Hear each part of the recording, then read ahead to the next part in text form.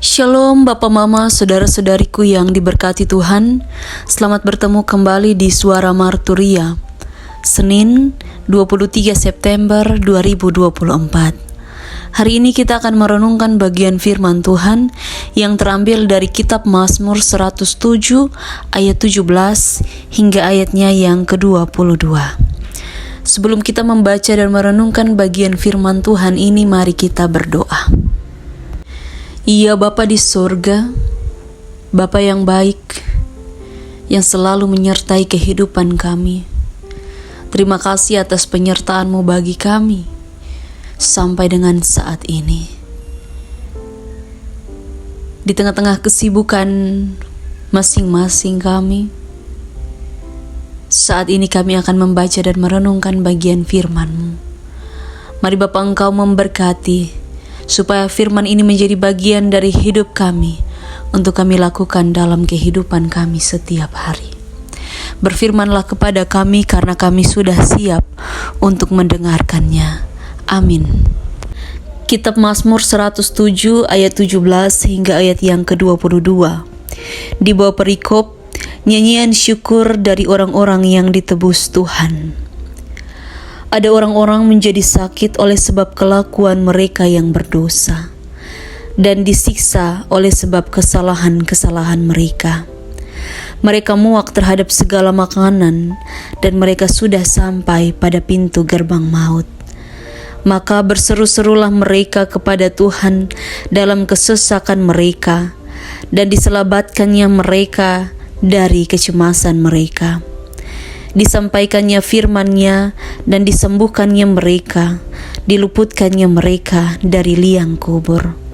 Biarlah mereka bersyukur kepada Tuhan karena kasih setia-Nya, karena perbuatan-perbuatan-Nya yang ajaib terhadap anak-anak manusia. Biarlah mereka mempersembahkan korban syukur dan menceritakan pekerjaan-pekerjaannya dengan sorak-sorai. Demikian jauh pembacaan firman Tuhan. Yang dikatakan berbahagia adalah setiap kita yang tidak hanya membaca firman Tuhan, tapi juga yang mau melakukan firman Tuhan di dalam kehidupan setiap hari. Bapak Mama, saudara-saudariku yang diberkati Tuhan, tema yang membimbing kita di dalam perenungan pada saat ini adalah pengudusan emosi.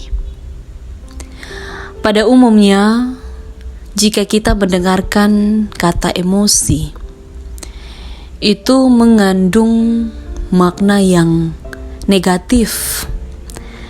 Karena emosi bisa digambarkan sebagai suatu cara seseorang untuk merespon sesuatu terhadap segala sesuatu yang tidak disukai.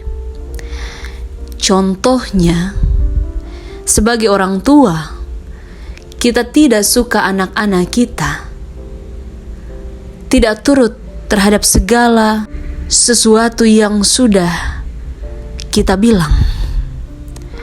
Jangan main HP sampai malam, harus istirahat.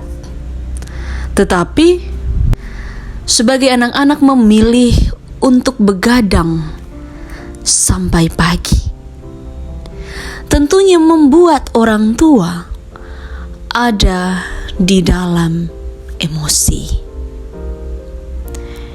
Emosi yang bisa mengakibatkan hal-hal yang buruk di dalam relasi antara orang tua dan anak. Tetapi dalam hal ini, kita diajak untuk bagaimana merefleksikan tentang pengudusan emosi.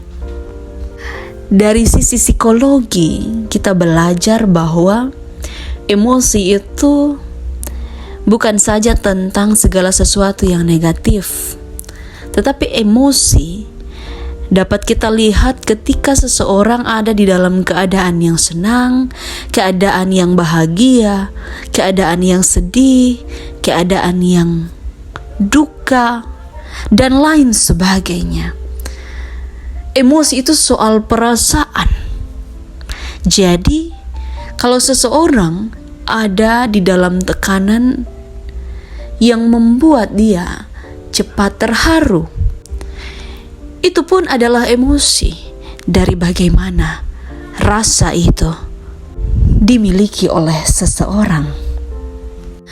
Ketika kita membaca kitab Mazmur ini, kita akan melihat bagaimana